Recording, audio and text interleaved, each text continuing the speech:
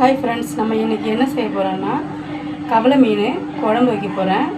அதுக்கு முதல்ல நான் கவலை மீனை க்ளீன் பண்ணி எடுத்து வச்சுக்கிட்டேன். இப்போ நம்ம தேவையான பொருளை நம்ம என்னென்ன வேணும்னு சொல்லிட்டு பார்க்கலாம் வாங்க. ஒரு 3 வெங்காயம் பெரு வெங்காயம் எடுத்துருக்கேன்.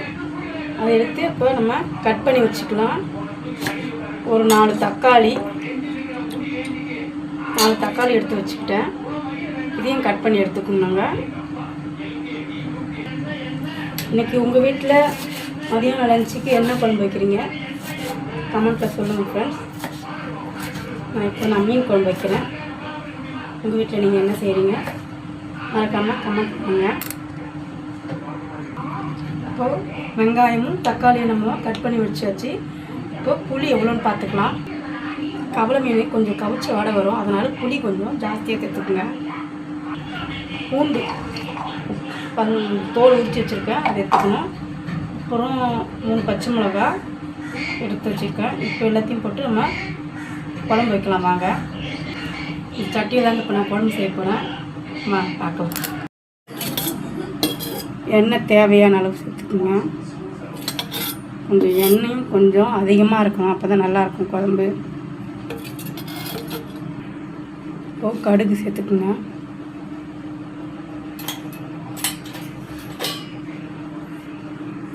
வெந்தயம் சேர்த்துக்குங்க.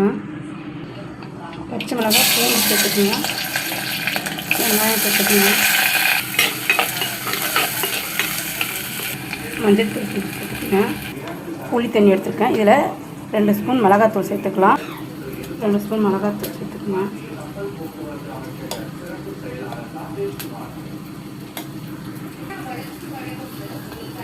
உப்பு தேவையான அளவு. நான் மிளகாத்தூள் வீட்டிலே அரைச்சி வச்சுருக்கேன். வீட்டில் அரைச்ச மிளகாத்தூள் தான் இது, கடை மிளகாத்தூள்லாம் இல்லை. இப்போ தக்காளியை சேர்த்துக்கலாம். வெங்காயம் வதங்கிடுச்சு, தக்காளியை சேர்த்துக்குங்க. தக்காளி நான் கொஞ்சம் அதிகமாகவே சேர்த்துருக்கேன், கொஞ்சம் புளிப்பு தாண்டி. கொஞ்சம் வதங்கிறதுக்கு உப்பு போட்டுக்குவோம்.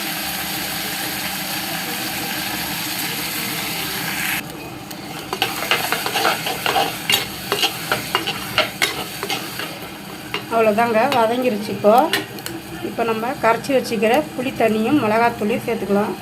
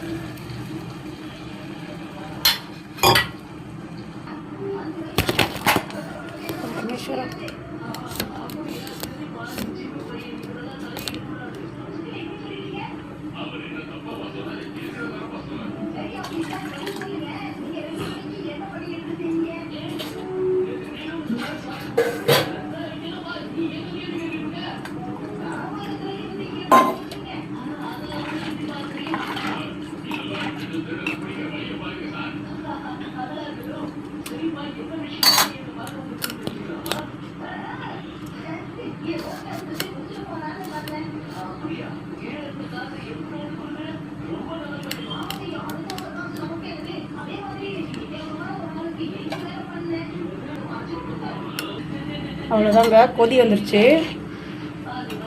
இப்போ நம்ம இதில் மீனை போடலாம்.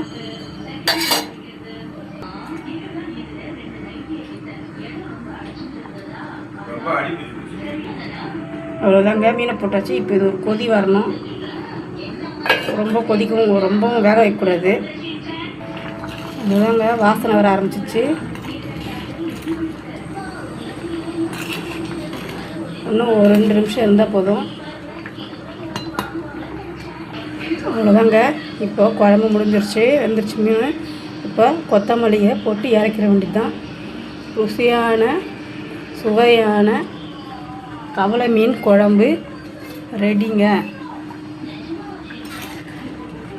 அவ்வளோதான். வீட்டில் நீங்களும் செஞ்சு சாப்பிடுங்க. Thank you friends. அடுத்த வீடியோவில் பார்க்கலாம். எனக்கு சப்போர்ட் பண்ணுங்கள், லைக் பண்ணுங்கள் ஃப்ரெண்ட்ஸ்.